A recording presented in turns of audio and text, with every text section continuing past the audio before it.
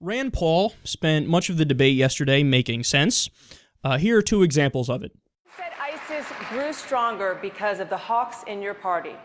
Do you really think that Republicans have fueled the rise of ISIS?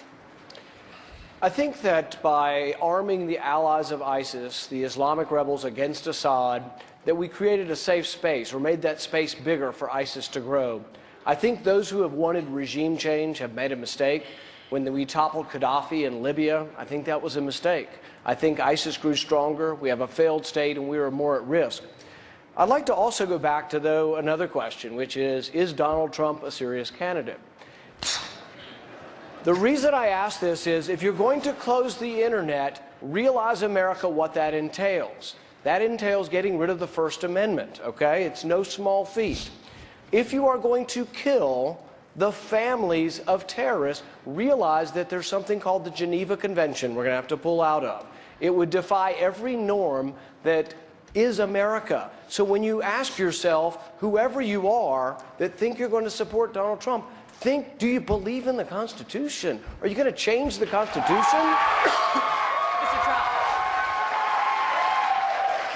So they can kill us, but we can't kill them. That's what you're saying. You saying that ISIS grew stronger because of hawks in your party, and do you think that your own party, the people who you're describing, are responsible for the rise of ISIS? I think that if you believe in regime change, you're mistaken. In 2013, we put 600 tons of weapons, us, Saudi Arabia, and Qatar, into the war against Assad. By pushing Assad back, we did create a safe space. We had people coming to our Foreign Relations Committee and saying, oh, we need to arm the allies of al-Qaeda. They are still saying this. It is a crazy notion. This is the biggest debate we should be having tonight, is regime change a good idea? Has it been a good idea? There are still people, the majority on the stage, they want to topple Assad. And then there'll be chaos, and I think ISIS will then be in charge of Syria. We're going to talk. Okay, I have to give a lot of credit to Rand Paul because in the room, you could tell he didn't have that many supporters, and the people who were his supporters, it might have been a strategy going into it that they were like staffers of his, and they said, okay, you're going to have to make a lot of noise and get really excited when I say something, because the majority of the room is against him. So, but he did it, man. He pulled something that's basically just like his father used to do, where in these Republican debates with far-right base members in the audience, he says stuff like, no, we shouldn't be the world policeman. We've made things worse. This is bad. Let's care about the Constitution. Let's care about the Geneva Conventions. Let's do all these things. And, you know, it's you're swimming against the tide here, and it's a difficult thing. And he did it. And by the way, the room, turns out, was not very indicative of what people said in the Snap polls directly after the debate. Rand Paul came in second in many of the polls. Now, at this point, is that enough for him, you know, to get a bump to then have a run at it and have a shot at the nomination? It may be too little too late for that. You know, I kind of wish Rand Paul was like this from day one, and then maybe he would have a better shot. I don't think he'd be leading, but maybe he'd be in the top 4 or so if that was the case.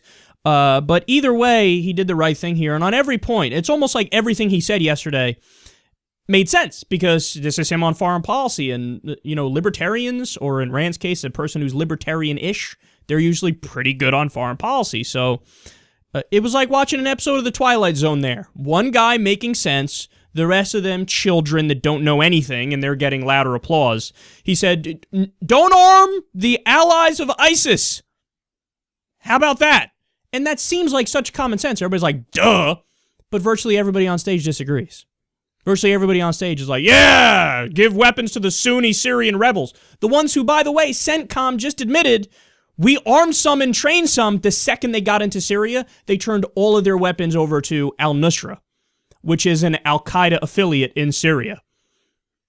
So when Rand says it, he's saying it because we have been arming and training the allies of ISIS, and we know the results, but everybody on stage is still like, no, let's keep doing that anyway. He said, intervening in Libya, bad. It turned out that was bad. Whether or not you like Gaddafi is irrelevant. It's not defending Gaddafi to say the U.S. should not have gotten involved over there. He's right about that. Killing civilians, bad. Geneva Conventions, good. Constitution, good. And then you have classic Trump there throwing it out there. So they can kill us, but we can't kill them, is what you're saying. Actually, no, that's not what he said. You just said that. And Rand Paul, just like everybody else, when there's a terrorist attack and we know exactly who did it, of course we want to get those people. But the problem is, Don, you repeatedly advocated for killing civilians on purpose. That's not the people who attacked you. They are, by definition, not the people who attacked you. They're innocent civilians, and you say kill them anyway. But see, that's the thing in Donald Trump's mind. Guilty enough. Close enough. Whatever. You're ISIS or you're somebody who lives in the same place as ISIS, but you're not ISIS and you're innocent. Don't care. If they attack us, we're going to attack all of you. That's stupid. That's immoral. That's counterproductive. And Rand Paul was the only one yesterday pointing it out.